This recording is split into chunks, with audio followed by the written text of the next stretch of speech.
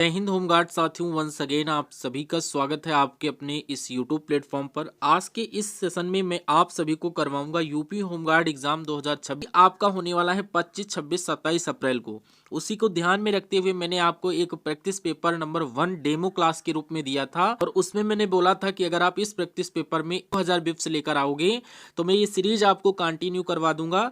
तो उसी को ध्यान में रखते हुए ये आज आपका प्रैक्टिस पेपर नंबर 2 होने वाला है। एकदम रियल पेपर सॉल्यूशन जो आपके एग्जाम हॉल में मिलेगा। तो वैसे ही पेपर को सॉल्व करने के लिए आपको इस प्रैक्टिस सेट में कम से कम टाइम लगाना है और 100 क्वेश्चंस में से कम आपको 80 प्लस आपको क्वेश्चन अटेंड करना है। 80 प्लस क्वेश्चन सही करना है, कहने का मतलब ये हुआ। तो देखते हैं कितने स्टूडेंट यहाँ पर 80 प्लस का टारगेट लेते हैं। अगर आप लोग 80 70 तक स्कोर छुआ रहे हो इस समय तो समझ लीजिए आपकी तैयारी टॉप लेवल की चल रही है। और जिनका कम स्कोर आ रहा है कोई चिंता की बात नहीं है, 5 प्रैक्टिस सेट तक मैं आपको लेवल में ला दूंगा, इतना आप मुझ पर बिलीव करिएगा। ओके, तो स्टार्ट करते हैं। बस आपको एक चीज ध्यान रखना है, टाइम बहुत कम लगाना है और फटाफट राइट आंसर करते हुए नेक्स्ट क्वेश्चन की तरफ बढ़ते चलना है। तो ध्यान में रखते हुए पहला क्वेश्चन आपकी स्क्रीन पर पूछा जा रहा है कि उत्तर प्रदेश के किस जिले में सेरा नृत्य मनाया जाता है। उत्तर प्रदेश का ऐसा कौन सा जिला जहां पर सेरा नृत्य मनाया जाता है, तो आपको याद कर लेना है वो जिला क्या बिजनौर, अमेठी, अयोध्या या ललितपुर। तो जो भी स्टूडेंट यहां पर ललितपुर को लॉक करेंगे बिल्कुल आप सभी का सही आंसर हो जाता है। ललितपुर में सेरा नृत्य मनाया जाता है। ऑप्शन नंबर डी को लॉक करते हुए नेक्स्ट क्वेश्चन की तरफ बढ़ जाना है। और सेकंड नंबर क्वेश्चन पूछा जा रहा है कि प्रस्तावना जिसको बोलते हैं उद्देशिका में राष्ट्र की एकता और अखंडता शब्द का उद्देश्य किस मौलिक सिद्धांत को बढ़ावा देना है। तो यहाँ पर बढ़ावा देना की अगर बात करें क्या संप्रभुता, समता, न्याय या बंधुता, तो जी हाँ आपके क्वेश्चन का करेक्ट आंसर हो जाएगा बंधुता।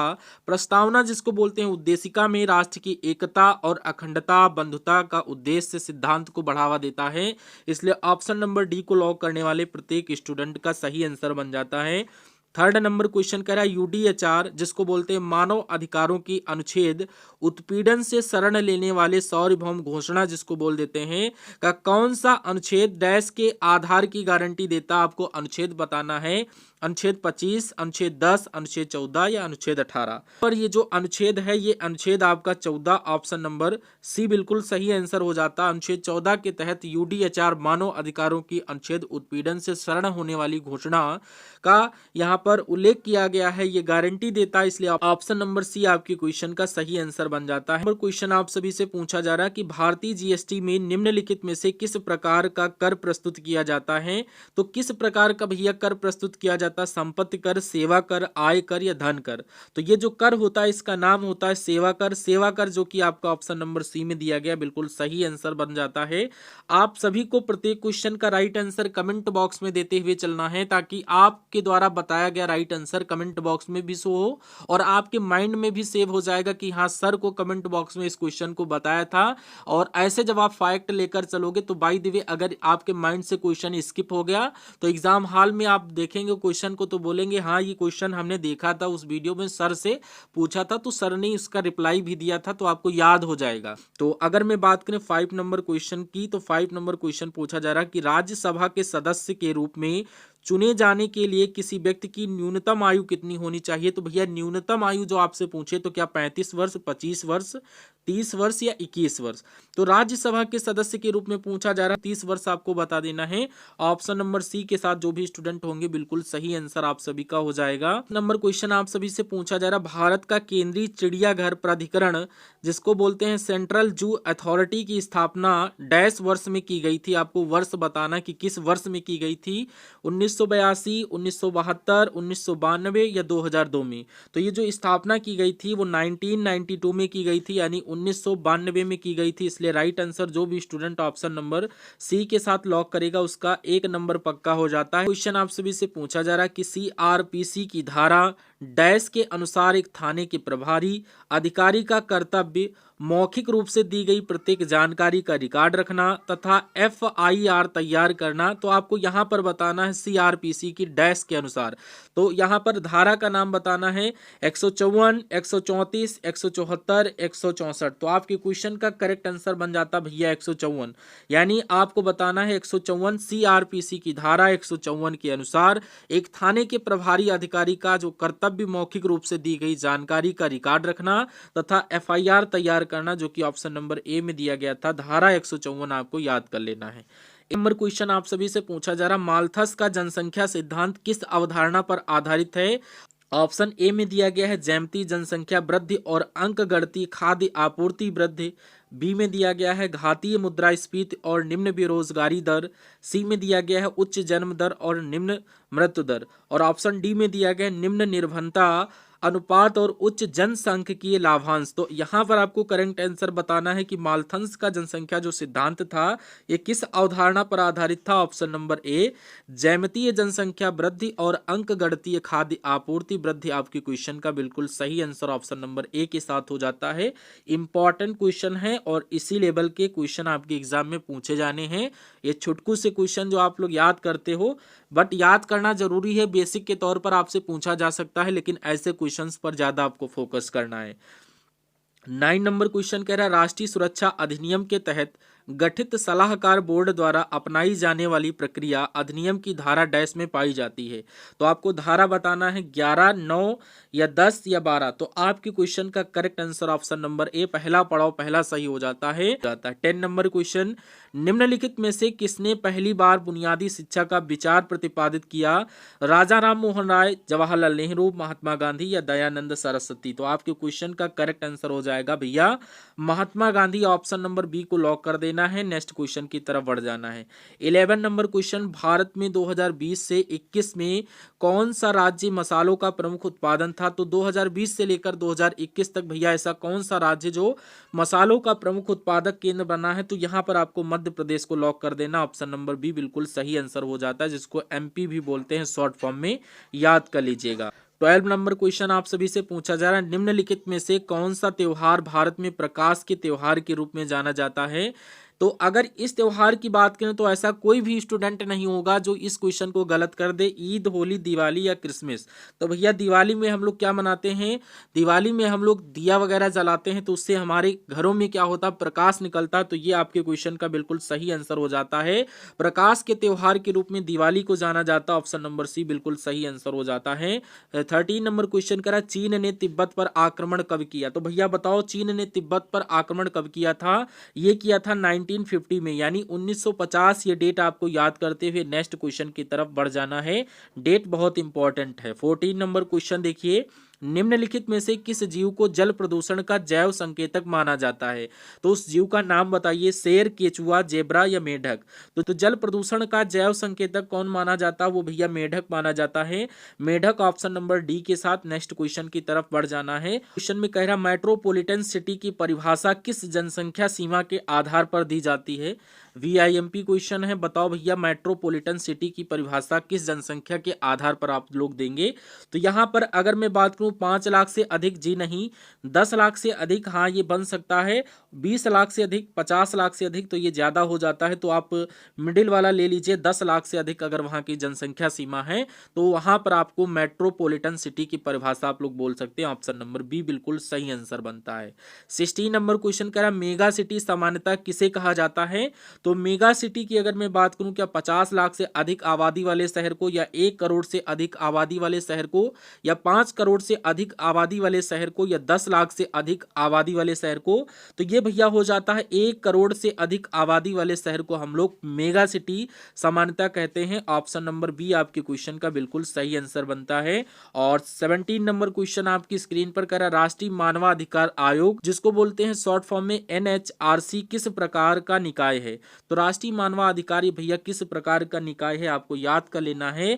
यह वैधानिक निकाय है, यानी ऑप्शन नंबर बी के साथ जो भी स्टूडेंट होंगे बिल्कुल सही आंसर आप सभी का बन जाता है। 18 नंबर क्वेश्चन देखिए, मानवाधिकारों की सार्वभौम घोषणा, जिसको बोलते हैं UDHR में कुल कितने अनुच्छेद हैं? अनुच्छेदों की संख्या की जब भी बात करें तो आपको अनुच्छेद 30 याद कर लेना है कि राष्ट्रीय मानवाधिकारों की सार्वभौम घोषणा में कुल 30 अनुच्छेद हैं। ऑप्शन नंबर सी आपकी क्वेश्चन का बिल्कुल सही आंसर बन जाता है। राष्ट्रीय मानवाधिकार आयोग किस कानून के तहत भारत में जेलों का दौरा करके कैदियों की स्थितियों का मूल्यांकन कर सकता? तो भैया उस मानवाधिकार का आप लोग नाम बताइए बताइए, भारतीय जेल अधिनियम 1894 या मानवाधिकार संरक्षण अधिनियम 1993? जी हाँ, ऑप्शन नंबर बी आपके क्वेश्चन का सही आंसर हो जाता है। राष्ट्रीय मानवाधिकार आयोग भैया किस कानून के तहत? तो मानवाधिकार संरक्षण अधिनियम 1993 के तहत जेलों का दौरा करके कैदियों की स्थिति परिस्थिति वो कैसे रह रहे हैं, सारी चीजों का वहां पर देख रेख कर सकते हैं। नेक्स्ट क्वेश्चन आप सभी से पूछा जा रहा है, डोकलाम विवाद भारत का किस पड़ोसी देश के साथ था? तो डोकलाम विवाद की अगर मैं बात करूं, नेपाल, पाकिस्तान, चीन या भूटान? तो आपके क्वेश्चन का बिल्कुल सही आंसर हो जाएगा चीन के साथ। चीन ऑप्शन नंबर सी में दिया गया है। और एक बात, अगर आपने अभी तक इस सेशन को लाइक नहीं किया है तो अपनी अटेंडेंस के माध्यम से आप लोग इस सेशन को लाइक कर दीजिए और कमेंट बॉक्स में ये जरूर मेंशन करिए कि आप लोग इस सेशन को कहां से देख रहे हैं और ये सेशन कैसा आपको लग रहा है। भाई मेरे, अगर आप 20% तक मुझे फॉलो करते हुए चले तो समझ लीजिए आपकी तैयारी इतनी टॉप लेवल की करवा दूंगा कि आप भी कुछ याद करेंगे और हम अपनी यादगार बनाएंगे। और कुछ यहाँ पर नेगेटिव कमेंट कर रहे हैं स्टूडेंट, तो उनकी कमेंट पर मुझे खरे उतरना है। देखते हैं कि तुम सही कि हम सही। हम तो आपके लिए जी तोड़ मेहनत करेंगे, बस वाईफाई थोड़ा सुधर जाए, वो बहुत नाटक करती है, इसलिए सेशन में आपके लिए डेली नहीं ला पा रहा हूँ। उसमें रिचार्ज जरूरी है, रिचार्ज अगर हो जाता है पॉसिबल तो मैं जरूर आपको सेशन 2 से 3 4 5 जितना होगा कोशिश करेंगे उतना देने की। 21 नंबर क्वेश्चन कह रहा, भारत और श्रीलंका को अलग करने वाली जल संधि कौन सी है? तो भारत और श्रीलंका को अलग करने वाली जल संधि का जब भी आपसे नाम पूछा जाए तो ये पाक जल संधि है। पाक जल संधि ऑप्शन नंबर बी में दिया गया है, तो बिल्कुल आंसर सही आपका हो जाता है। और सुंडा जल संधि आपको ये बताना है कमेंट बॉक्स में कि सुंडा जल संधि ये किसको बीच में डिवाइड करती है, ये आपको कमेंट बॉक्स में बताना है। बाकी इस क्वेश्चन का करेक्ट आंसर पाक जल संधि बिल्कुल सही होता है। भारत में सूचना प्रौद्योगिकी जिसको बोलते हैं आईटी अधिनियम किस वर्ष लागू किया गया था? तो आपसे ये सन पूछा जा रहा, तो यहाँ पर ये 2000 को लॉक कर देना, लेटेस्ट है। ऑप्शन नंबर बी आपके क्वेश्चन का बिल्कुल सही आंसर बनता है। आईटी अधिनियम 2000 में लागू किया गया था। 23 नंबर क्वेश्चन कह रहा, डिप फेक किस तकनीकी का उपयोग करके बनाए जाते हैं? तो ऐसे स्टूडेंट होंगे कि डिप फेक का मतलब नहीं जानते होंगे, तो आप लोग देखिए, ये भैया जो होता है डिप फेक, ये होता है आर्टिफिशियल, जो इस समय चल रहा प्रेजेंट टाइम में, जिसको आप लोग बोलते हैं एआई। तो आर्टिफिशियल इंटेलिजेंस जिसको शॉर्ट फॉर्म में बोल दिया जाता है एआई, और मशीन लर्निंग। तो आपकी क्वेश्चन का बिल्कुल सही हो जाता है डिप फेक, ये आपका बिल्कुल सही आंसर। पूछा जा रहा, सोशल मीडिया का उपयोग करते समय नेटिकेट का अर्थ क्या है? तो नेटिकेट का अर्थ भैया क्या नेटवर्क मार्केटिंग से है, या ऑनलाइन व्यवहार के सामाजिक नियम और शिष्टाचार, या ऑनलाइन गोपनीयता, या डेटा का पुनर्चक्रण? तो आपकी क्वेश्चन का बिल्कुल सही आंसर बनता है ऑनलाइन व्यवहार के सामाजिक अधिनियम और शिष्टाचार। ऑप्शन नंबर बी बिल्कुल सही आंसर आपकी क्वेश्चन का बनता है। 5 नंबर क्वेश्चन की अगर मैं बात करूं, एनपीए का पूर्ण रूप क्या है? तो एनपीए का पूर्ण रूप अगर आपसे पूछा जाए तो गैर निष्पादित पर संपत्तियां, बिल्कुल सही आंसर हो जाता। ऑप्शन नंबर बी को आपको लॉक करते हुए नेक्स्ट क्वेश्चन की तरफ बढ़ जाना है, और बाकी के ऑप्शन आपको कंफ्यूजन के लिए दिए गए हैं, डोंट वरी। 6 नंबर क्वेश्चन की अगर मैं बात करूं, पूछा जा रहा किस संवैधानिक संशोधन अधिनियम में शहरी स्थानीय शासन से संबंधित संवैधानिक प्रावधान किए गए थे? तो ये भैया क्या यहाँ पर 74वां संवैधानिक संशोधन अधिनियम 1992, या 31वां संवैधानिक संशोधन अधिनियम 1951, या 44वां संवैधानिक संशोधन? तो आपको किस ऑप्शन के साथ करेक्ट आंसर बताइए यहाँ पर करना है। तो अगर इस क्वेश्चन की बात करें तो यहाँ पर 74वां संवैधानिक संशोधन अधिनियम 1992 बिल्कुल सही आंसर ऑप्शन नंबर ए के साथ हो जाता है। जो भी स्टूडेंट ऑप्शन नंबर ए को लॉक करेंगे 1 नंबर पाने के हकदार बन जाएंगे। और 27 नंबर क्वेश्चन कह रहा, भारत में सर्वोच्च न्यायालय के न्यायाधीशों जिसको बोलते हैं भारत के मुख्य न्यायाधीश सहित की अधिकतम संभावित संख्या कितनी होती है? आपसे संख्या पूछी जा रही, क्या 26, 24 या 34, 19? तो ये जो संख्या होती है वो 34 होती है, 34 आप लोग बोल सकते हो। ऑप्शन नंबर सी बिल्कुल सही आंसर बन जाता है। मंडल में सबसे प्रचुर गैस कौन सी है? तो ये क्वेश्चन सभी को पता होना चाहिए, आपके भूतल से रिलेटेड है। तो सबसे प्रचुर गैस अगर आपसे पूछ ली जाए तो आप लोग बताओगे नाइट्रोजन। क्या बताओगे? नाइट्रोजन, जो कि कितने प्रतिशत पाई जाती है ये आपको कमेंट बॉक्स में बताना कि नाइट्रोजन की प्रतिशत। नाइट्रोजन, ऑक्सीजन और कार्बन डाइऑक्साइड का प्रतिशत आप लोग जरूर कमेंट बॉक्स में बताना कि वायुमंडल में कितनी पाई जाती है। और 29 नंबर क्वेश्चन कह रहा भारतीय संविधान का कौन सा अनुच्छेद बिना हथियार के शांतिपूर्ण रूप से एकत्रित होने के अधिकार से संबंधित है? अनुच्छेद 19(1) का डी सेक्शन, या अनुच्छेद 19(1) का सी सेक्शन, या अनुच्छेद 19(1) का ए सेक्शन? तो आपके क्वेश्चन का करेक्ट आंसर हो जाएगा अनुच्छेद 19(1) का B section, option number D बिल्कुल सही आंसर आपके क्वेश्चन का हो जाता है। और 30 नंबर क्वेश्चन कह रहा भारत की किस राज्य सरकार ने सूचना का अधिकार अधिनियम, जिसको बोलते हैं आईटी 2005 के तहत सरकारी कार्यालयों और प्राधिकरणों के बारे में जानकारी प्रदान करने के लिए जन सूचना पोर्टल शुरू किया, जो कि राजस्थान, पश्चिम बंगाल, तमिलनाडु या महाराष्ट्र? तो आपके क्वेश्चन का बिल्कुल सही आंसर ऑप्शन नंबर ए बन जाता। पहला पड़ाव, पहला ही सही आंसर जो भी स्टूडेंट करेगा बिल्कुल सही आंसर हो जाता है। अब जनसंख्या घनत्व क्या है ये आपको बताना है कि जनसंख्या घनत्व क्या है। ऐसे क्वेश्चन आपको कंफ्यूज करेंगे, तो ये क्वेश्चन बताओगे तो मैं डिटेल से टेलीग्राम पर समझा दूंगा। अब इसमें क्या हुआ, पीपीटी बन गई तो मैं समझा तो सकता नहीं हूं। तो यहां पर आप लोग समझ सकते हैं, ये जो आपका जनसंख्या होती है ये d is equal to number upon space होता है, यानी distance is equal to number upon space आप लोग कर सकते हैं। ये एक सूत्र की तरीके से दिया गया, ऑप्शन नंबर डी अगर आप लोग सही करेंगे तो बिल्कुल सही आंसर बन जाता है। बायोमेट्रिक प्रौद्योगिकी का एकीकरण भारत के आंतरिक सुरक्षा ढांचे को कैसे बढ़ाता है? पहचान और सत्यापन प्रक्रियाओं में सुधार करके, समग्र निगरानी को बढ़ाते हुए वास्तविक समय स्थान ट्रैकिंग प्रदान करके, या मानव सुरक्षा कर्मियों की आवश्यकता को पूरी तरह समाप्त करके? का correct answer option number A ही हो जाएगा, पहचान और सत्यापन प्रक्रियाओं में सुधार करके। ऑप्शन नंबर ए में दिया गया है पहचान और सत्यापन प्रक्रियाओं को सुधार करके, जो कि बिल्कुल सही आंसर बनता है। और नेक्स्ट भी से पूछा जा रहा प्रथम life time disturbing the peace award यानी शांति भंग का आजीवन पुरस्कार का प्राप्तकर्ता कौन रहे हैं? कोरी स्टीवर्ट, या सलमान रुश्दी, अरुंधति राय, या जो बाइडेन? तो आपके क्वेश्चन का करेक्ट आंसर भैया हो जाएगा यहाँ पर option number B, Salman Rushdie, जो कि ऑप्शन नंबर बी में दिया गया है। जो भी स्टूडेंट ऑप्शन नंबर बी को लॉक करेंगे एक नंबर आपका पक्का हो जाता है। आप देखिए 35 number question very most important question है। सबसे कम लिंगानुपात वाला भारतीय राज्य कौन सा है? अरुणाचल प्रदेश, हरियाणा, पंजाब या उत्तर प्रदेश? तो सबसे कम लिंगानुपात वाला जो भारतीय राज्य है वो भैया हरियाणा है। हरियाणा ऑप्शन नंबर बी बिल्कुल सही आंसर आपका हो जाता है। इस नंबर क्वेश्चन आप सभी से पूछा जा रहा है, नेशनल स्टॉक एक्सचेंज की द्वारा स्थापना के लिए किस समिति की अनुशंसा की गई थी? वेरी मोस्ट इंपॉर्टेंट है, ML झिंगनमिति, या फिरवानी समिति, या अरविंद मायाराम समिति, या YV रेड्डी समिति? तो आपके क्वेश्चन का करेक्ट आंसर जो हो जाएगा फिरवानी समिति, जो कि ऑप्शन नंबर बी में दिया गया है। जो स्टूडेंट ऑप्शन नंबर बी को लॉक करेंगे बिल्कुल सही आंसर बन जाता है। निम्नलिखित में से किस रोग में लार ग्रंथियों की सूजन के लक्षण दिखते हैं? मोतियाबिंद, कोरोनरी धमनी रोग, या परिहृदय रोग, या कंठमाला?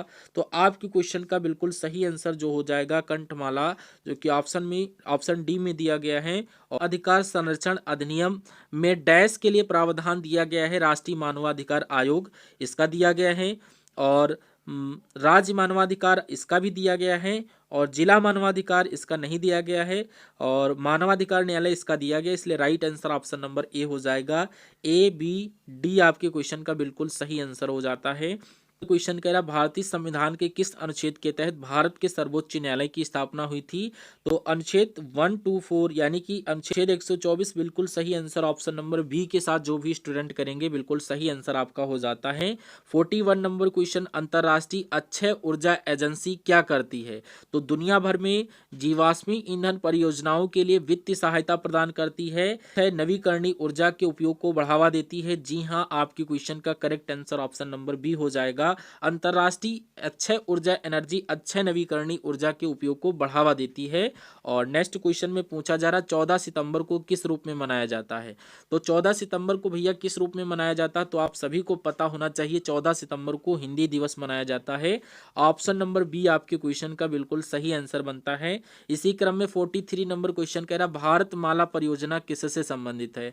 तो भारतमाला परियोजना की अगर मैं बात करूं तो ये आपका सड़क मार्ग से संबंधित है। सड़क मार्ग ऑप्शन नंबर बी में दिया गया है, जो कि बिल्कुल सही आंसर आपका बन जाता है। और नेक्स्ट, वैश्विक आतंकवाद विरोधी प्रयासों के समन्वय के लिए किस संगठन को जिम्मेदार माना जाता है? तो वैश्विक आतंकवाद विरोधी प्रयासों के समन्वय के लिए अगर मैं बात करूं इंटरपोल या यूएनसीटीटी, तो आपके क्वेश्चन का बिल्कुल सही आंसर ऑप्शन नंबर ए हो जाता है। आपको इसका फुल फॉर्म कमेंट बॉक्स में बताना, इसका फुल फॉर्म क्या होता है। 45 नंबर क्वेश्चन, दूध उत्पादन, ब्रेड आदि आवश्यक वस्तुओं पर जीएसटी दर क्या है? तो इसको आपको याद कर लेना है, ये आपका 5% लगता है। ऑप्शन नंबर बी बिल्कुल सही आंसर आपका हो जाता है। सभी से पूछा जा रहा है, डैश एक प्रकार का साइबर अपराध है जहां कंप्यूटर सिस्टम या नेटवर्क कंप्यूटर वायरस से संक्रमित होता है। तो ये भैया आपका क्या हो जाता है, मेलवेयर अटैक होता है। क्या होता है, मेलवेयर अटैक होता है। ये दूसरे ऑप्शन है, मतलब कि ये कुछ दूसरे अदर चीजों में यूज किए जाते हैं, इसलिए मेलवेयर अटैक को लॉक करते हुए नेक्स्ट क्वेश्चन की तरफ बढ़ जाना है। नेक्स्ट क्वेश्चन में पूछा जा रहा है, जैद फसल ऋतु के दौरान होती है। तो आपको बताना है शरद, ग्रीष्म, शीत या वर्षा। तो ग्रीष्म ऋतु के दौरान होती है, इसलिए right answer option number B आपके क्वेश्चन का बन जाता है। पूछा जा रहा, आय के 5 मदों के तहत दी गई आय को जोड़ने के बाद प्राप्त राशि को क्या कहा जाता है? निवल आय, वास्तविक आय, शुद्ध कुल आय या सकल कुल आय। तो यहाँ पर आपको याद कर लेना है, इस आय को बोलते हैं सकल कुल आय। क्या बोलते हैं? सकल कुल आय। ऑप्शन नंबर डी बिल्कुल सही आंसर हो जाता है। ऐसे क्वेश्चन आएंगे एग्जाम में जो आप लोग स्क्रीन पर देख रहे हो। अगर ऐसे क्वेश्चन आपके बहुत ईजिली सॉल्व हो रहे हैं, जी हाँ, तो बिल्कुल आपका सही, तो आपका स्कोर समझ लीजिए सही चल रहा है और आपकी तैयारी भी बहुत अच्छी चल रही है। अगर इन क्वेश्चंस में आप फंस रहे हैं तो समझ लीजिए आपको अभी तैयारी करने की बहुत ज़्यादा नीड है और अपने स्कोर को बूस्टअप करना है। तो यहाँ पर अगर मैं बात करूँ, फिर भी आप चिंता मत करिएगा, अब मैं एकदम फुल फॉर्म में आने वाला हूं, कोई दिक्कत वाली बात नहीं है। 1 महीना कस के आपकी रगड़ के प्रैक्टिस करवाएंगे। भारतीय संविधान के निम्नलिखित अनुच्छेदों में से कौन सा अनुच्छेद राष्ट्रपति चुनाव की प्रक्रिया से संबंधित है? तो ये अगर अनुच्छेद की बात करें तो अनुच्छेद 55 आपके क्वेश्चन का बिल्कुल सही आंसर बन जाता है। और अनुच्छेद 55 में अगर आपने लॉक किया है तो 1 नंबर आपका पक्का हो जाता है। 3 नंबर क्वेश्चन में आप सभी से पूछा जा रहा है, निम्नलिखित में से कौन एनआरआई और निर्यात उन्मुख इकाइयों के प्रस्ताव पूंजीगत वस्तुओं उपकरणों के आयात के लिए इक्विटी मुद्दों से संबंधित प्रार्थना पत्रों पूर्व संचालन करता है? तो यहाँ पर आपको क्या करना, डाक विभाग, दूर संचार विभाग, ये नहीं होगा, औद्योगिक नीति संवर्धन विभाग, डीआईपीपी। जी हाँ, ये क्वेश्चन का राइट आंसर बन जाता है, यानी डीआईपीपी जिसको बोलते हैं औद्योगिक नीति और संवर्धन विभाग। बिल्कुल सही आंसर आपने अगर पकड़ा है तो बिल्कुल आपका सही। नंबर क्वेश्चन आप सभी से पूछा जा रहा, अंतरराष्ट्रीय थर्मोन्यूक्लियर प्रायोगिक रिएक्टर परियोजना का उद्देश्य निम्नलिखित की व्यवहारिकता प्रदर्शित करना है। तो ये आपका क्या अंतरिक्ष आधारित बिजली उत्पादन में? नहीं। ऊर्जा उत्पादन के लिए परमाणु विखंडन? ये भी नहीं। और बड़े पैमाने पर और कार्बन मुक्त स्रोत के रूप में संलयन ऊर्जा? जी हाँ, आपकी क्वेश्चन का correct answer option number C हो जाता है। और नेक्स्ट क्वेश्चन आपकी स्क्रीन पर पूछा जा रहा है, तुगलकनामा पुस्तक के लेखक कौन है? तो तुगलकनामा पुस्तक के लेखक आप सभी को पता होना चाहिए भैया कौन है, ये कई बार क्वेश्चन करवाया है। अमीर खुसरो को लॉक करते हुए नेक्स्ट क्वेश्चन की तरफ बढ़ जाना है। नेक्स्ट क्वेश्चन में पूछा जा रहा है, व्यापक परमाणु परीक्षण प्रतिबंध संधि का मुख्य उद्देश्य क्या है? वेरी मोस्ट इंपॉर्टेंट क्वेश्चन है। तो क्या दिया गया है, नागरिक और सैन्य दोनों उद्देश्य के लिए सभी परमाणु विस्फोटों पर प्रतिबंध? जी हाँ, बिल्कुल सही आंसर हो जाता है। परमाणु हथियार के उत्पादन पर प्रतिबंध? जी नहीं। परमाणु ऊर्जा के शांतिपूर्ण उपयोग को बढ़ावा देना? ये भी नहीं। तो इसलिए राइट आंसर ऑप्शन नंबर ए हो जाता है। वेरी मोस्ट इंपॉर्टेंट, देखिए ये क्वेश्चन कई बार आपका रिपीट हो चुका है। अर्जुन पुरस्कार किस क्षेत्र में उपलब्धियों के लिए प्रदान किया जाता है? तो ये भैया खेल के लिए दिया जाता है। कुछ नहीं देखना है, आंखें बंद करके खेल को लॉक करते हुए नेक्स्ट क्वेश्चन की तरफ बढ़ जाना है। नेक्स्ट क्वेश्चन में पूछा जा रहा है, 55 नंबर क्वेश्चन कर रहा है, किस संवैधानिक संशोधन अधिनियम ने लोकसभा और राज्य विधानसभाओं में अनुसूचित जातियों और जनजातियों के लिए सीटों के आरक्षण को बढ़ाया है? तो क्या यहाँ पर 79वां संशोधन या 42वां संशोधन या 44वां संशोधन या 73वां संशोधन? अगर मैं बात करूं 79वां संशोधन आपके क्वेश्चन का बिल्कुल सही आंसर हो जाता है। 79वां संशोधन के साथ अगर आप लोग आंसर को लॉक करेंगे तो बिल्कुल सही आंसर बन जाता है। अगर आप लोग राइट आंसर ऑप्शन नंबर ए के साथ करेंगे 79वां संशोधन अधिनियम, तो बिल्कुल सही आंसर आपका बन जाता है। नेक्स्ट क्वेश्चन में पूछा जा रहा भूमि अधिग्रहण, पुनर्वास और पुनर्स्थापन अधिनियम 2013 में उचित मुआवजा और पारदर्शिता के अधिनियम के तहत अधिग्रहित भूमि के बाजार मूल्य का आकलन और निर्धारण डैश ने किया है, तो बताओ। ग्राम प्रशासनिक अधिकारी, समहारता जिलाधिकारी, उप पंजीयक या तहसीलदार। तो आपके क्वेश्चन का करेक्ट आंसर हो जाएगा समहारता जिलाधिकारी, ऑप्शन नंबर बी अगर आपने लॉक किया तो बिल्कुल सही आंसर हो जाता है। 57 नंबर क्वेश्चन में पूछा जा रहा है निम्नलिखित में से उत्तर प्रदेश का लोक नृत्य कौन सा है, चरकुला, लावा, कोलट्टम या फिर बिहू। तो आपके क्वेश्चन का करेक्ट आंसर होता है चरकुला, ऑप्शन नंबर ए अगर आपने लॉक किया है तो बिल्कुल सही आंसर बनता है। 8 नंबर क्वेश्चन कह रहा है south Asia women in energy मंच को डैश द्वारा शुरू किया गया है, संयुक्त राष्ट्र महिला संगठन, अंतरराष्ट्रीय विकास के लिए संयुक्त राज्य एजेंसी जिसको बोलते हैं USAID।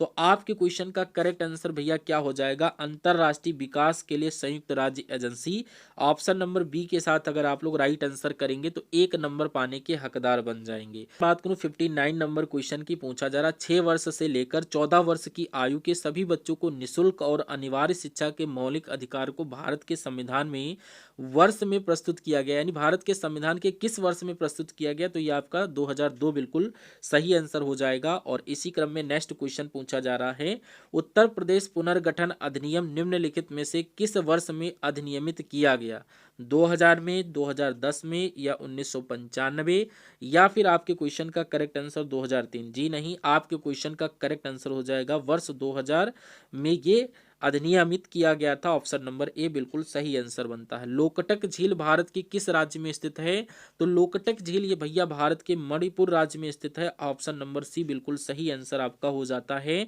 और नेक्स्ट क्वेश्चन करा इंडिया विंस फ्रीडम किसकी आत्मकथा है। इस क्वेश्चन का राइट आंसर आप लोग कमेंट बॉक्स में देंगे कि इंडिया विंस फ्रीडम ये किसकी आत्मकथा है, सभी को देना है कमेंट बॉक्स में राइट आंसर। देखते हैं आप लोग करते हो या नहीं।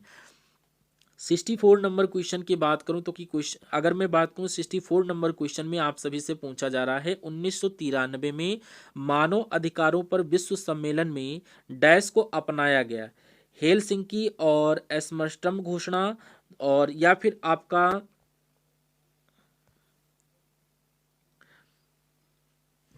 ऑप्शन ए में दिया गया है हेलसिंकी और एम्स्टर्डम, ऑप्शन ए में दिया गया है हेलसिंकी और एम्स्टर्डम घोषणा, या फिर आपका यहाँ पर दिया गया है एम्स्टर्डम घोषणा या हेलसिंकी घोषणा या वियना घोषणा। तो आपके क्वेश्चन का बिल्कुल सही आंसर हो जाता है 1993 में मानव अधिकार पर विश्व सम्मेलन ने वियना घोषणा को अपनाया, इसलिए right answer option number D हो जाता है।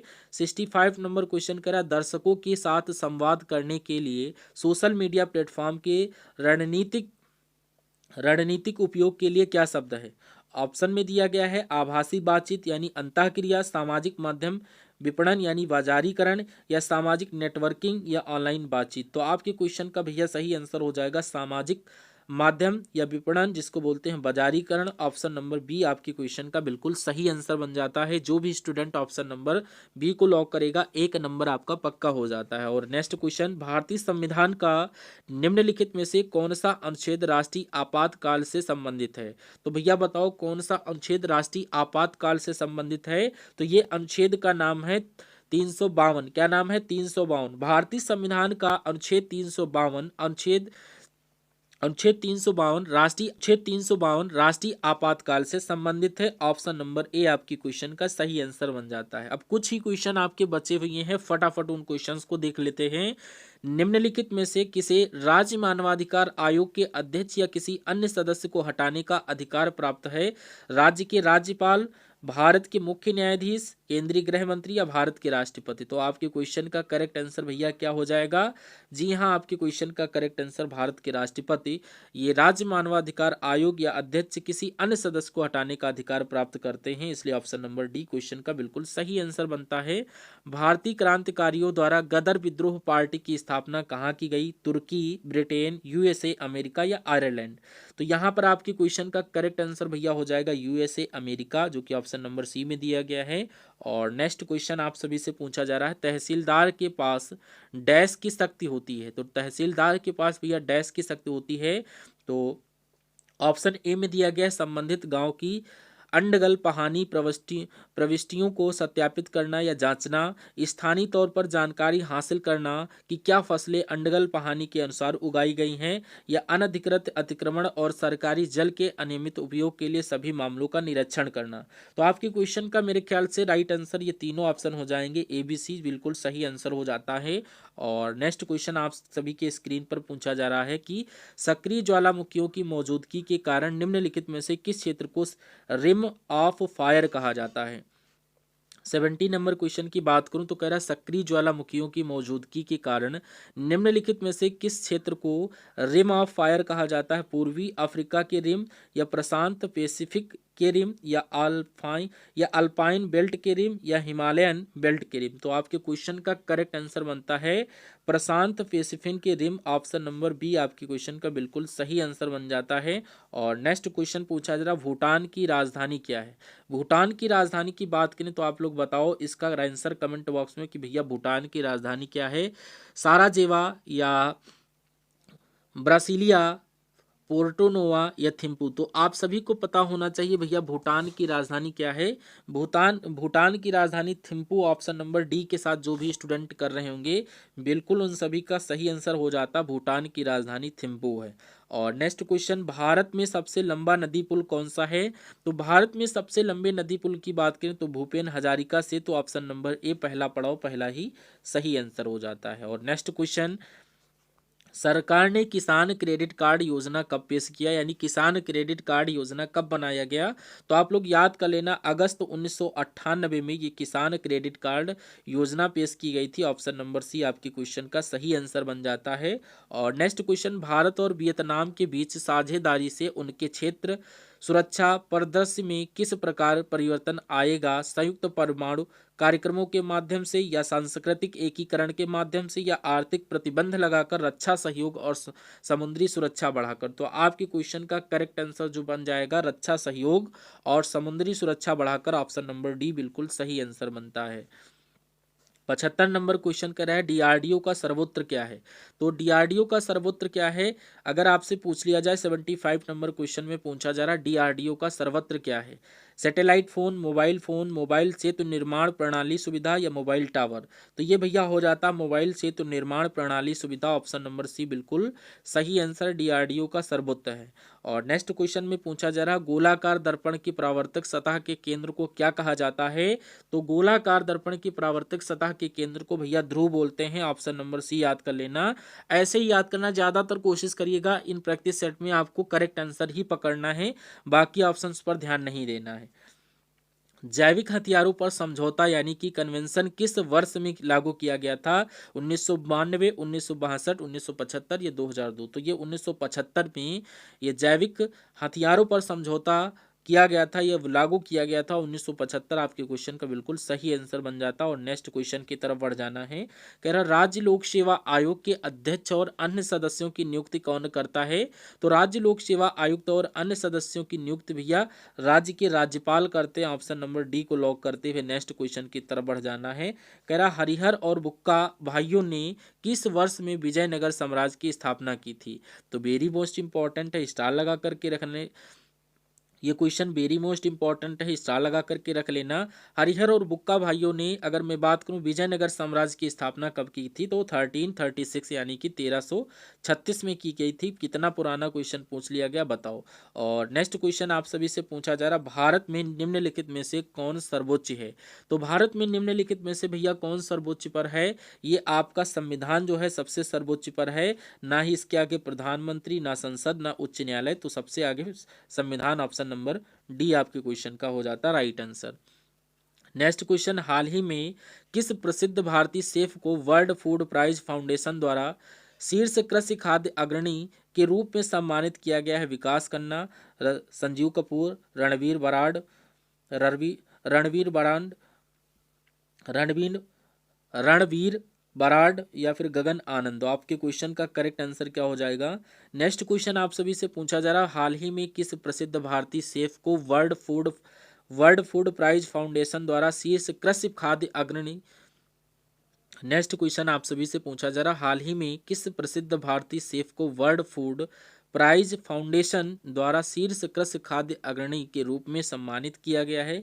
विकास खन्ना, नहीं। संजीव कपूर, जी हाँ, आपके क्वेश्चन का करेक्ट आंसर हो जाता है कपूर। ये करंट अफेयर का क्वेश्चन है, याद कर लीजिएगा। कपूर को भारतीय chef world food prize foundation द्वारा कृषि खाद्य अग्रणी के रूप में यहाँ पर सम्मानित किया गया। छत्तीसगढ़ के किस वन्य जीव या काले हिरण, जिसको बोलते हैं ब्लैक बक, को अभ्यारण्य में लगभग 50 वर्षों के बाद सफलतापूर्वक बसाया गया है?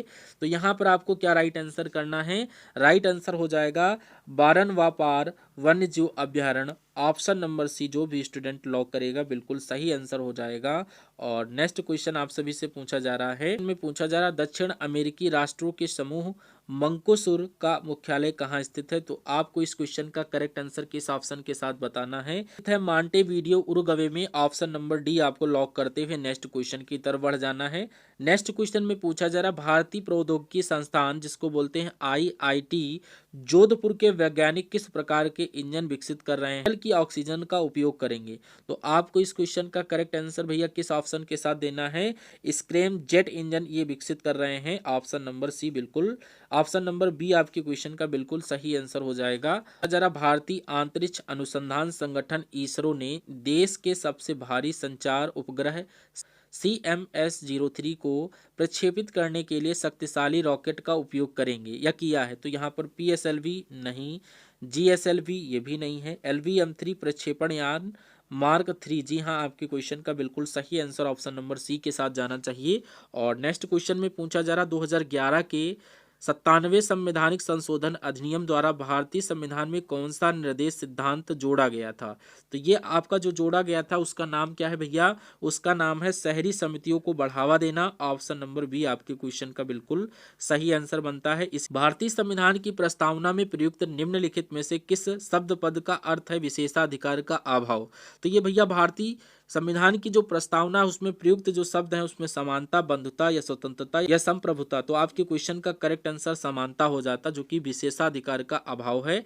और नेक्स्ट क्वेश्चन में अगर मैं बात करूं, ये क्वेश्चन स्किप कर दो, ये दिख नहीं रहा है। नेक्स्ट क्वेश्चन करा उस क्षेत्र या मैदान का नाम बताइए जहां सचिन तेंदुलकर ने अपना 100वां टेस्ट मैच खेला था। तो वो कौन सा स्थान था? आपको कमेंट बॉक्स में बताना है कि सचिन तेंदुलकर ने अपना पहला 100वां टेस्ट मैच ये कहाँ खेला था।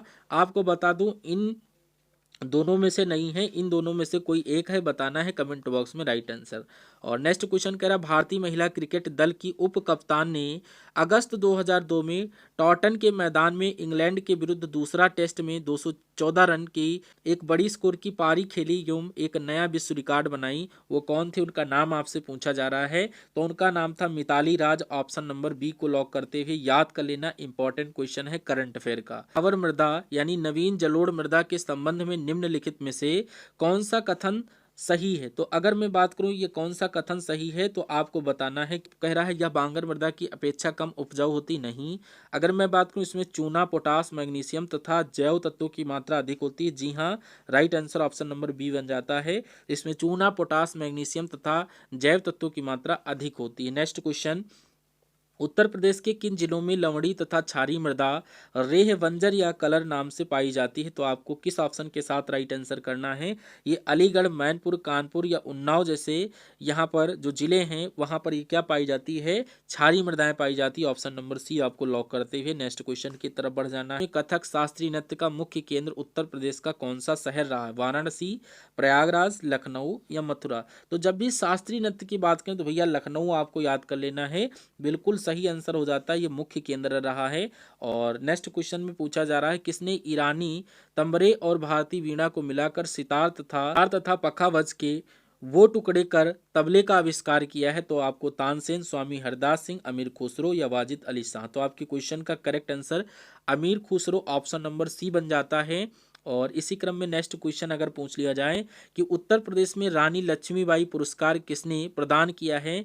तो ये पुरुष खिलाड़ियों को मिला है या महिला खिलाड़ियों को मिला है, कोचों को मिला है या खेल प्रशासकों को मिला है। तो ये जो पुरस्कार मिला है रानी लक्ष्मीबाई पुरस्कार, ये महिला खिलाड़ियों को मिला है। ऑप्शन नंबर बी को लॉक करते हुए नेक्स्ट क्वेश्चन की तरफ बढ़ जाना। शेष 5 क्वेश्चन बचे हुए, इनको भी देख लीजिए। क्षेत्रफल की दृष्टि से उत्तर प्रदेश का सबसे बड़ा संभाग यानी मंडल कौन सा है? कानपुर, लखनऊ, मेरठ या उपयुक्त ABC। तो आपको लॉक कर देना है ऑप्शन नंबर डी, यानी क्षेत्रफल की दृष्टि से उत्तर प्रदेश का सबसे बड़ा संभाग मंडल ये तीनों हैं। और नेक्स्ट क्वेश्चन कह रहा उत्तर प्रदेश विशेष सुरक्षा बल जिसको बोलते हैं UPSSF के गठन का मुख्य उद्देश्य क्या है? केवल धार्मिक स्थलों की सुरक्षा करना या फिर अधिसूचित व्यक्तियों एवं प्रतिष्ठानों की सुरक्षा करना? जी हाँ, right answer option number B हो जाता है। और नेक्स्ट क्वेश्चन में पूछा जा रहा सकल राज्य घरेलू उत्पाद जिसको बोलते हैं GSDP में सर्वाधिक योगदान किस क्षेत्र का है? यानी उत्तर प्रदेश आर्थिक समीक्षा 2022 से 23 के अनुसार। तो अगर इस क्वेश्चन की बात करें तो यहाँ पर आपको प्राथमिक क्षेत्र कृषि नहीं, द्वितीय क्षेत्र उद्योग ये भी नहीं है, तृतीय क्षेत्र सेवा क्षेत्र बिल्कुल सही आंसर हो जाता है ऑप्शन नंबर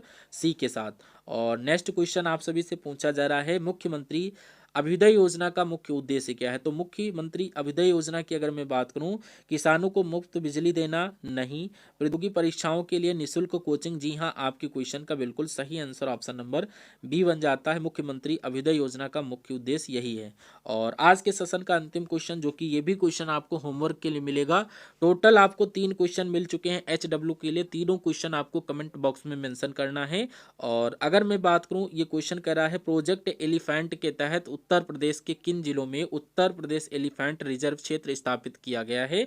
इस क्वेश्चन का राइट आंसर कमेंट बॉक्स में आपको देना है।